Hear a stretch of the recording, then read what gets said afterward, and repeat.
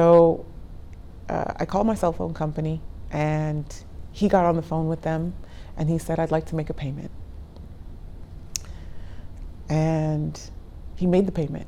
He made the payment under the, he rattled off a list of numbers he had memorized. He said that he was with Sita and Chance the Rapper with the number 3 on his hat, and they were going around and you know, paying bills, and he wanted to apply some of that money to my account. So he made a payment for $350. And after the payment was made and successful, he hung up. My sister received a text message saying that the payment was made.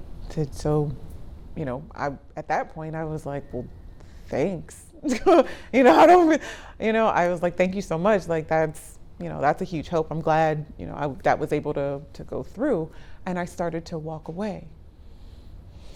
And in walking away, he was like, well, you don't have any other bills? And then it dawned on me, I have a rental property. He was like, well, let's call them up. So again, we called Wells Fargo, what representative from Wells Fargo on the phone, you know, and he asked how much would it, you know, while we were on the phone, they asked if he had authorization to interact with the representative for that call only. So he knew very specific terms to ask or to say to the representative so that he could gain access to payments or making payments on these accounts. And he was like, okay, well, hold on a second. And he put the representative on hold. And then he said he asked me, he was like, what if I could pay this whole thing off for you right now? And I said, what do you mean? We're still on hold with the bank, and I'm like, I don't understand what you mean. One, because nobody's ever offered to do anything like that. It's out of the norm for me. So he was like, well, what would you do if I could pay this all off? You know, we have so much money left in the account. We have to spend it by this, you know, by this deadline. If we can pay this whole thing off, what will you do? And I was like, I don't know, I'd be ecstatic. Literally the last bill that I have to take care of. I would be floored because there's so many things that I could then do with that money in terms of investing in the community. You know, my sister is working on several projects for community empowerment, education, and betterment. So I was like, I would have more money to dedicate to helping on that aspect. There's a little voice inside of you that's like, this isn't real. This can't happen.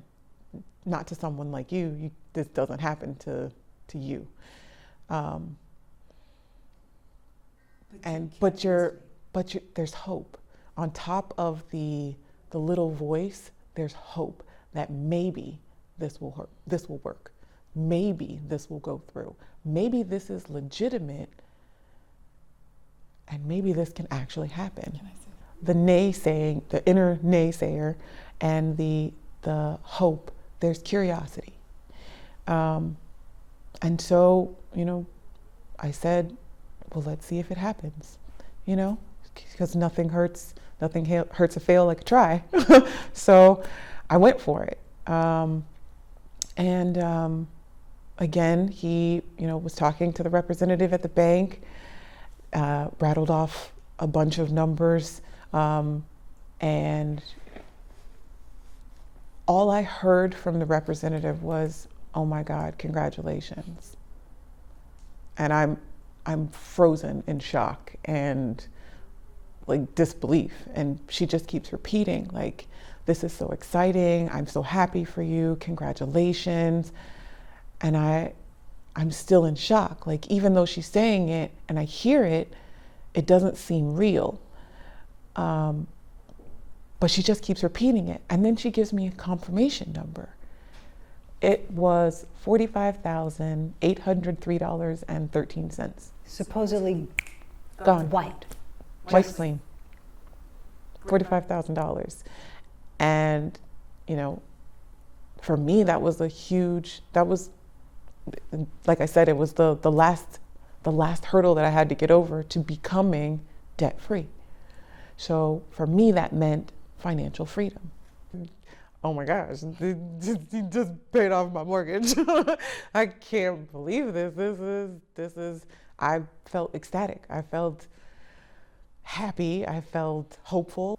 It's indescribable. It's that joy that you get the moment you pay off your car note, your final car note. You know it's the last one. You've been building up to this moment, and you make that payment.